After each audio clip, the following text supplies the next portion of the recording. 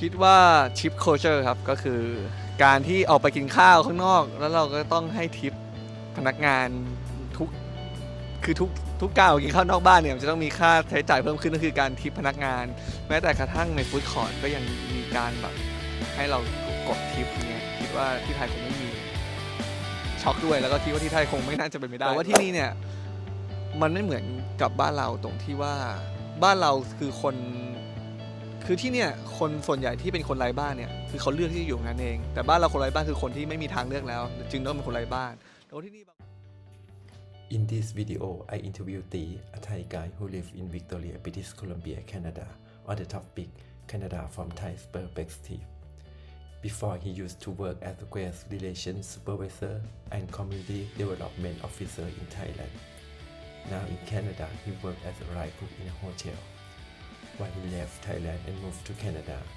what he thinks about Canada compared to Thailand, and how his attitude and mindset has changed compared to before he came here in Canada. Let's get started. สวัสดีครับเริ่มต้นก็เดี๋ยวให้น้องตีแนะนำตัวก่อนเลยนะครับครับชื่อตีนะครับสุทธิพงศ์อัศวะวิไลรัตน์ครับมาจากกรุงเทพครับอายุ37เข้า38ครับผมอยู่แคนาดามาระยะเวลาเท่าไหร่แล้วครับ3 ปี 3 เดือนครับ3 ปี 3 เดือนช่วยบอกเหตุผลที่ย้ายออกจากประเทศไทยได้ไหมครับก็ส่วนหนึ่งก็คือคิดว่าอยากจะลองใช้ชีวิตต่างประเทศแล้วก็ถ้าเป็นไปได้ก็อยากจะมีสัญชาติทางเลือกก็คือมีโอกาสได้ถือพาสปอร์ตเล่มที่ไม่ใช่ของประเทศไทยครับณตอนนั้นทำไมตอนที่อยากจะออกจากประเทศไทยทำไมถึงเลือกที่นี่ฮะแทนที่จะเป็นประเทศอื่นก็เพราะว่าตอนนั้นก็ได้ลองรีเสิร์ชหลายประเทศนะฮะก็อย่างเช่นประเทศที่ใช้ภาษาอังกฤษอเมริกาอังกฤษนิวซีแลนด์ออสเตรเลียแล้วก็แคนาดาในตอนนั้นประมาณปี 2022 หลังช่วงโควิดเนี่ยแคนาดาดูมีแนวโน้มที่เป็นไปได้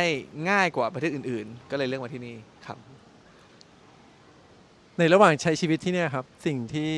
คิดว่าเป็น culture shock ที่เนี่ยที่คิดว่าที่ไทยจะไม่มีโอกาสได้เจอคืออะไรครับ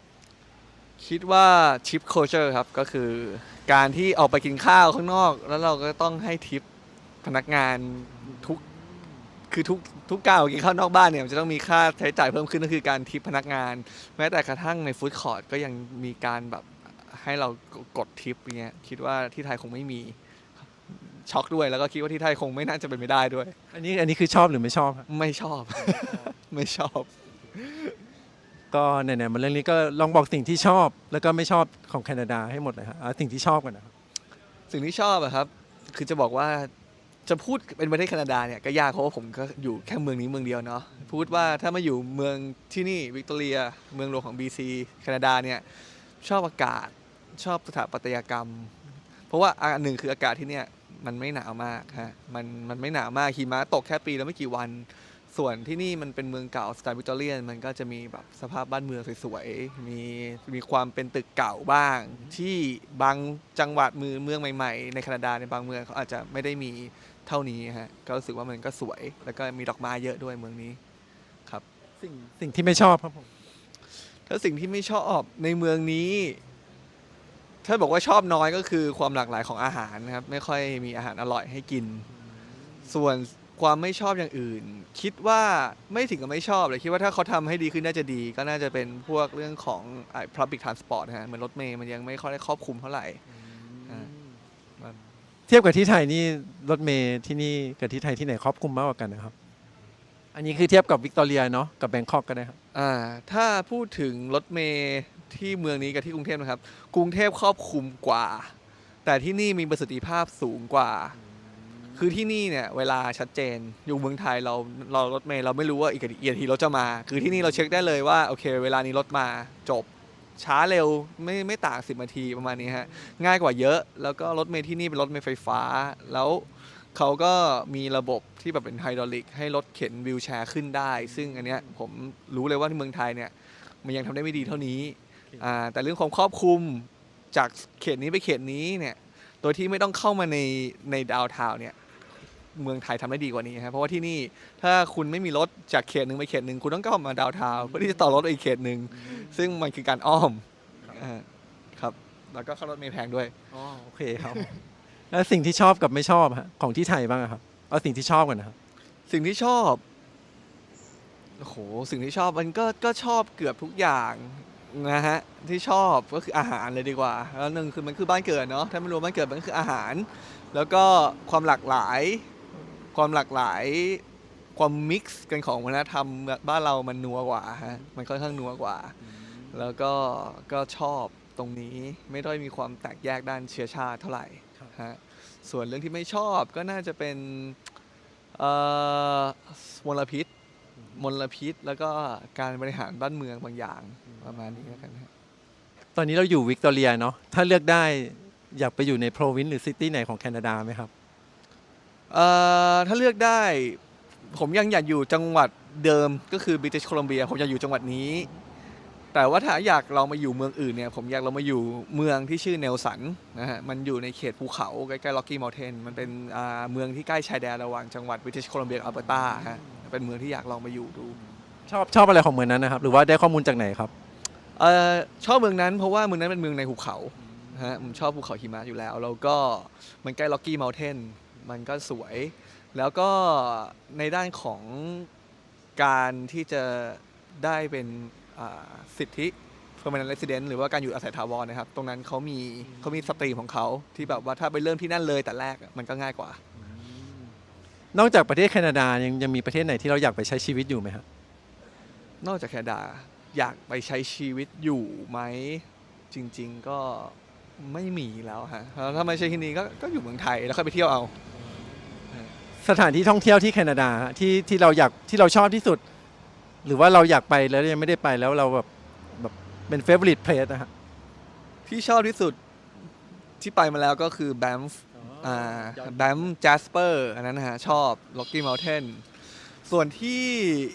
ยังไม่เคยไปแต่อยากไปก็อยากจะลองไปดูทางด้านตะวันออกของประเทศฮะ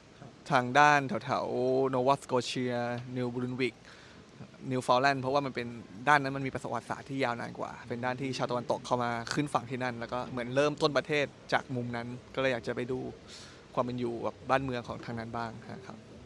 เคยกินอาหารที่เป็นแคนาเดียนไหมฮะอาหารประจำชาติหรือว่าอะไรเงี้ยชอบอาหารอะไรของที่นี่ไหมฮะ ที่ผมนึกออกอย่างเดียวเลยก็คือไอ้ที่เป็นเฟรนช์ฟรายแล้วก็มีราดฟูทีนนึกออกอย่างเดียวที่เคยกินแล้วก็ไม่ชอบด้วย แล้วก็ไม่น่าจะชอบอาหารอะไรที่เป็นแคนาเดียนเลยอะไม่รู้ด้วยเขามีอะไร แต่ที่เคยกินฟูทีนคือไม่ชอบ กินได้อะแต่ไม่ชอบแค่นั้นเอง อยากถามค่าครองชีพของที่นี่มาค่ะเช่นค่าที่พักค่าเดินทางค่าอาหารนะต่อเดือนประมาณเท่าไหร่บ้างครับ มีค่าอะไรบ้าง โอ้โห อันนี้ยากเลยค่าครองชีพอันจริงๆผมไม่ได้คิดเลยอ่ะไม่ได้คิดเลยอันนี้ไม่ได้เตรียมมา แต่ถ้าถามว่ามีเงินเก็บเหลือไหมมีเงินเก็บเหลือบ้างดีกว่าฮะแต่ก็ยังถือว่าพอมีเงินเก็บแต่ถามว่าเก็บเงินได้มากกว่าอยู่ไทยไหมอยู่ที่คนนะผมว่าบางคนอยู่ไทยเก็บเงินได้มากกว่าค่าครองชีพที่นี่สูง ค่าอาหารที่นี่สูง บอกเป็นตัวเลขไม่ได้ แต่ถ้าคุณไม่มีงานทำสักเดือนหนึ่งเนี่ย100,000เนี่ยรับรองหาย ถ้าเป็นแสนบาทรับรองไปเลย ตอนนี้น้องตีก็ก่อนทำงานก็เรียนคอลเลจที่นี่เนาะพี่อยากให้เทียบการเรียนมหาลัยที่ไทยกับการเรียนระดับคอลเลจที่นี่ฮะเหมือนหรือว่าแตกต่างกันยังไงบ้างครับ แตกต่างกันนะครับผมถ้าเป็นที่นี่คือส่วนหนึ่งคือเหมือนเขาจะเน้นเรื่องการทำงานกลุ่มเยอะเหมือนเขาบังคับว่าในเรียลเวิร์เนี่ยในการทำงานจริงๆเนี่ยคุณต้องทำงานคนอื่นนะคุณต้องอยู่ให้ได้ ต่อให้มีปัญหาทะเลาะกันอ่ะยูก็ต้องอยู่ให้ได้ คือเขาก็จะบังคับให้ยูต้องอยู่ให้ได้ ต้องบริหารการความขัดแย้งให้ได้และทำงานออกมาให้ได้ อันนี้เป็นสิ่งที่แบบโอ้ก็ถือว่าโหดอยู่กับการเรียน แล้วก็ส่วนหนึ่งที่ผมได้ยินมาจากพี่ๆที่เขามีลูกเรียนที่นี่นะครับคือเหมือนกับว่าช่วงประถมมัธยมเนี่ยเขาจะเรียนง่ายกว่าเมืองไทย แต่ว่าพอถึงจุดที่จากมัธยมเนี่ยไปมหาลัยเนี่ยเหมือนกับว่าพอมหาลัยเนี่ยเขาเรียนจริงจังเขาเรียนยากทันที มันคือการคัดว่าถ้าคุณจะเรียนต่อคุณต้องตั้งใจจริงๆมันไม่ได้มันเหมือนแบบประเทศไทยที่แบบว่ามันเป็นคันลองของมันว่าให้อยู่เรียนมหาลัยอยู่เรียนมัธยมเสร็จไปต่อมหาลัยคือที่นี่มันจะหยุดแค่มัธยมแล้วเนี่ยจะทำงานเลยหรือจะไปต่อเพราะว่ามันแตกต่างกันอย่างชัดเจนในเรื่องของว่าความใฝ่รู้นะฮะเพราะว่าคนที่นี่จบมัธยมก็ทำงานได้แล้วแหละก็ทำงานอยู่ในระดับหนึ่งได้แล้วแหละแต่ถ้าคนจะเรียนต้องตั้งใจเรียนจริงๆถึงจะเรียนจบ จะขอถามเรื่องงานบ้างนะฮะที่นี่ทำงานอะไรนะครับ อยู่ที่นี่ฮะปกติก็อยู่ในครัวเป็นหลักนะครับตอนนี้เป็นไลน์คุกของ Tea House นะครับใน Inner Harbor ฮะ Pendere Tea House เป็นงานชนิดเดียวกับที่ทำที่ไทยไหมครับ ไม่ใช่เลยฮะอยู่ที่ไทยผมไม่เคยทำงานในครัวมาก่อนเป็นอยู่ตอนอยู่ประเทศอื่นก็ไม่เคยได้ทำงานในครัวขนาดนี้ แต่ว่าด้วยความที่ว่าวิกตอเรียเป็นเมืองท่องเที่ยว อุตสาหกรรมอื่นๆ ไม่ค่อยมีเท่าไหร่เป็นเมืองเล็ก เพราะฉะนั้นก็ต้องอยู่ในอุตสาหกรรมการท่องเที่ยวเนี่ยครับซึ่งมันงานในครัวที่เพนเดรเนี่ยมันก็คืออุตสาหกรรมการท่องเที่ยวกับโรงแรม แสดงว่าเราก็ยังชอบงานนี้อยู่ แต่ว่าถ้าให้เราเลือกอาชีพที่เราสามารถเลือกได้ที่จะประกอบอาชีพที่เนี่ยเราจะเลือกอาชีพอะไรครับ ถ้าเลือกได้ประกอบอาชีพที่นี่อะฮะอยากเปิดร้านชานมไข่มุกฮะ เพราะอะไร เป็นอาชีพแล้วเพราะว่าหนึ่งคือมันเป็นผมว่ามันเป็นคืออยากลองทำธุรกิจแล้วธุรกิจที่ลงทุนน้อย แล้วก็คิดว่าได้กำไรดี แล้วก็เข้าถึงคนได้ทุกกลุ่ม ก็คือชานมไข่มุกเนี่ยครับก็รู้สึกว่าน่าสนใจถ้าเทียบกับธุรกิจอื่นๆเนี่ยผมคิดว่าชานมไข่มุกมันเป็นสตาร์ทอัพที่น่าจะแบบเป็นไปได้ง่ายกว่าเขา คิดว่าอะไรคือสิ่งที่ดีที่สุดของการเป็นคนไทยที่อยู่ที่แคนาดาครับ คิดการเป็นคนไทยในแคนาดาครับผมรู้สึกว่ามันก็ถ้ามันก็คูลนะคือถ้าคนรู้อื่นว่าคนอื่นเขารู้ว่าเฮ้ยเรามาจากเมืองไทยอย่างเงี้ยมันรู้สึกว่าแบบมันดูดีอะฮะมันดูดีว่าเหมือนกับว่าเฮ้ยประเทศยูมีอะไรน่าสนใจเยอะนะอะไรเงี้ยอาหารยูมันเจ๋งนะเคยไปเที่ยวมานะชอบประเทศยูนะส่วนใหญ่จะเป็นฟีดแบ็กแบบนี้ฮะก็คือความเป็นคนไทยความเป็นไทยในสายตาของคนต่างชาติเนี่ยมันค่อนข้างแง่บวก ประเทศไทยขายได้ว่างั้น ก็ถือว่าคือก็ยังไม่เคยเจอใครว่าแบบประเทศอยู่แม่งแย่ว่ะอะไรเงี้ยยังไม่เคยเจอคนที่พูดประมาณนี้เลยฮะคือแบบส่วนใหญ่จะพูดถึงเรื่องดีๆแบบอยากไปนะ เคยไปแล้วชอบนะ อาหารอยู่อร่อยนะส่วนมากจะเป็นอย่างนั้นครับ อะไรคือสิ่งที่ยากสุดฮะในการใช้ชีวิตอยู่ที่นี่ สิ่งที่ยากที่สุดในการใช้ชีวิตที่นี่ครับ ก็น่าจะเป็นความคิดถึงครอบครัวคิดถึงเพื่อนที่ไทย ใช่เพราะที่นี่มันไกลอะเนาะก็ไม่ได้มีอะไรมากกว่านั้นครับ ในส่วนของ mindset หรือว่า attitude ของเราฮะเทียบกับก่อนมาแคนาดาแล้วก็หลังจากใช้ชีวิตอยู่ที่นี่ประมาณ3ปีใช่ไหมฮะคิดว่าเราเปลี่ยนไปไหมฮะแล้วถ้าเปลี่ยนไปคือเปลี่ยนไปแบบไหนบ้างครับ คือมันเปลี่ยนอยู่แล้ว เพราะว่าสถานการณ์ที่แคนาดาเองมันก็เปลี่ยนก่อนมาเนี่ยก็รู้สึกว่าที่นี่เขาค่อนข้างต้อนรับผู้ย้ายถิ่นฐาน แต่ว่าหลังจากอยู่ไปได้ประมาณปีกว่า2 ปีเนี่ยครับกระแสการต่อต้านผู้ย้ายถิ่นฐานมันเยอะขึ้นแน่นั้นสิ่งนั้นมันก็ทำให้เราเปลี่ยนมุมมองว่าเฮ้ยมันก็ไม่ง่ายนะที่จะมาอยู่ที่นี่ ต่อให้คนที่นี่เขาแฮปปี้กับเรา แต่ว่าในระดับของรัฐในระดับของประเทศเนี่ยมันก็ยากขึ้นแล้วอะไรเงี้ยครับก็เลยรู้สึกว่ามันก็ไม่ง่ายอย่างที่คิด แต่ถามว่ารู้สึกว่าคุ้มค่าไหมที่มา ก็ไม่ได้รู้สึกเสียใจที่มาครับ เป้าหมายนะตอนเนี้ยครับเราอยากจะอยู่ที่นี่ระยะหนึ่งและพาย PR หรือว่าจะกลับไทยยังไงบ้างครับ คือ PR มันเป็นเป้าหมายแต่แรกอยู่แล้วนะฮะที่มาเพราะว่าเราทำแบบเรารีเสิร์ชมาแล้วว่าการจะได้ PR ทำยังไงบ้างแล้วเราก็ทำตามแผน1 2 3 4แต่ว่าอย่างที่ข้อเมื่อกี้ครับว่ามันมีความเปลี่ยนแปลงของการเมืองทางแคนาดามันกระทบกับเรา ทีนี้ PR ก็ยังเป็นเป้าหมายอยู่ครับ แต่ถามว่าจะอยู่ที่นี่จนแก่ตายไหมไม่ฮะต่อให้ได้ PR ต่อให้ได้ซีเซ่นก็กลับไปตายที่ไทยอยู่ดี กลับแน่ๆแต่ไอ้แก่แค่ไหนอยู่เท่าไหร่ยังไม่รู้ฮะ เป็นเรื่องของเวลาอีกทีหนึ่ง ก็ เนาะ เป็นเรื่องของ อาจจะกลับไปเกษียณที่ไทยก็ได้ ไอ้ก็ถ้าเกษียณกลับไทยแน่นอนฮะแต่ถือว่าจะกลับเมื่อไหร่กลับไทยคิดว่าคงกลับไปตายเมืองไทยแหละแน่นอน ถ้ามีสิ่งของที่ให้เทเลพอร์ตจากไทยมาได้ตอนนี้1 สิ่งฮะณตอนนี้เลยไม่รวมครอบครัวหรือบุคคลเพื่อนฝูงฮะจะเลือกอะไรฮะ น่าจะเป็นเซตน้ำพริกแม่ประนอมเซตใหญ่สักเซตหนึ่ง ที่นี่หาซื้อได้ไหมฮะ ไม่มีฮะเซตน้ำพริกเนี่ยยากมากเลย ถ้าไม่รู้ว่าในเมืองใหญ่ๆมีไหมแต่ที่เนี่ยไม่มีฮะน้ำจิ้มสุกี้ยังไม่มีเลยครับยังหาไม่ได้เลยก็เลยก็น่าจะเป็นอะไรพวกนี้แหละอาหารการกินนั่นแหละครับนั่นแหะเป็นสิ่งที่แบบรู้สึกว่าอยู่ที่เนี่ยมันขาดแคลนสุดละเป็นอย่างเดียว ถ้าย้อนกลับไป 3-4 ปีที่แล้ว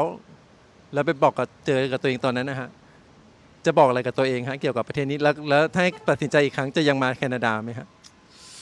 ถ้ากลับไป30 ปีที่แล้วอาจจะไม่พอ ถ้าย้อนไปสัก5 ปีที่แล้วจะบอกว่าให้รีบมา ให้รีบมาก่อนที่สถานการณ์กระแสหลาย ๆ อย่างในแคนาดามันเปลี่ยนฮะเพราะว่าถ้ามาก่อนหน้านั้นประมาณ 3-4 ปีเนี้ยชีวิตมันจะง่ายกว่านี้เยอะเส้นทางการแบบ